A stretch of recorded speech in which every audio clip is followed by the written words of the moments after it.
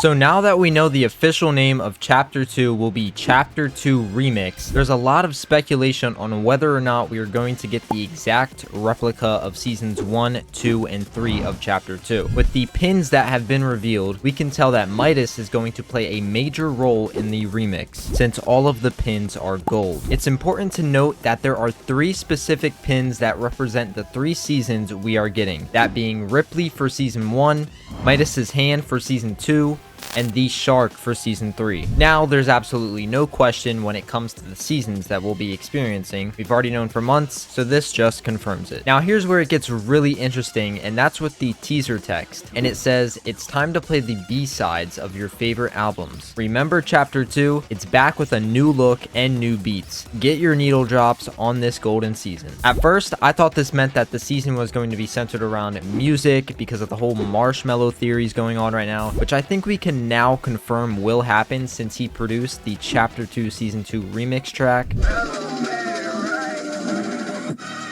But anyways, I reread the message, and what really intrigues me about it is the fact that we're describing Chapter 2 coming back with a new look. Like, what exactly do you mean, new look? So this has me and a lot of people questioning if the seasons might add different elements, whether that's within the loot pool or the map in general, like POIs and landmarks. It's for sure going to be really interesting to see, and I'm glad we're kind of going into this Chapter 2 remix not exactly knowing what it will be like. So there's still questions looming in the air, keeping us thinking, which in turn keeps us on our toes, not knowing what to expect come next weekend. But what I do want to talk about in today's video is what Chapter 2 needs to bring back to allow us to relive the experience to the greatest extent. Before we get started though, 99% of you guys who watch my videos are not yet subscribed, so be sure to subscribe to the channel if you enjoy the content that I make here on YouTube. It means a lot, and without further ado, here's everything that Chapter 2 Remix needs to bring back. The first thing that I think we'll probably get back is shakedowns. And let me tell you, I have a love-hate relationship with shakedowns. I totally love the idea of being able to go up to a down body and scan for their teammate or teammates, as well as being able to scan henchmen to see all the chests within a POI. I always thought it was a great addition to the game, and it allowed you to easily track down the teammate of an enemy you downed who might have dipped or is still close by. But I think most of us can agree here that when it was used on us, it wasn't the best. Because of course, when your teammate goes down, you want to try to escape so that you can survive, and shakedowns made this pretty much impossible to do. So, you know, I think it'd be nice to have shakedowns back in Chapter 2 Remix because it was honestly a pretty remarkable feature within Chapter 2. Now, how it's going to play in today's terms with how insane some people can be at the game, you know, I'm not too sure. Because if you get in that one game with a sweaty team and you or one of your teammates goes down and gets shook down, you might just want to throw in the towel. Because let me tell you, 9 times out of 10, you're